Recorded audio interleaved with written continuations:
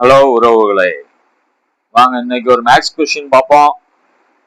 ஒரு கிராமத்தின் மக்கள் தொகை ஆண் ஒன்றுக்கு 7% வீதம் அதிகரிக்கிறது. இப்பொழுது மக்கள் தொகை 90,000 எனில் 2 ஆண்டுகளுக்கு பிறகு ஆக்கிரமிப்பத்தின் மக்கள் தொகை அப்படின்னு சொல்லி கேட்டிருக்காங்க. ஆன்சர் என்ன கொடுத்துருக்காங்க பார்த்துருவோமா? 96,300 சரி 96,300, 1,03,000, 1,00,000, 1,03,041 அப்படின்னு சொல்லி கொடுத்துருக்காங்க.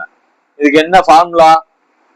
கூட்டு வளர்ச்சிக்கான ஃபார்முலா என்னது? A = P × 1 + R (n). இதுல என்ன P என்ன கொடுத்துருக்காங்க? P வந்து 9,000 கொடுத்துருக்காங்களா?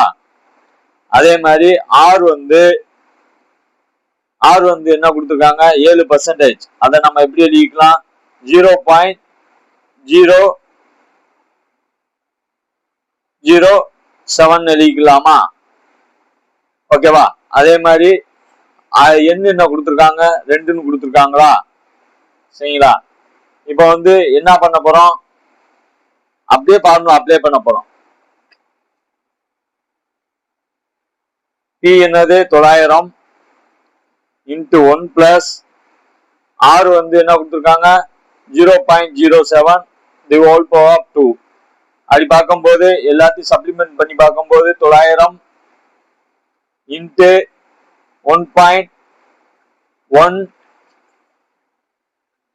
1.149 மொத்தமா பார்க்கும்போது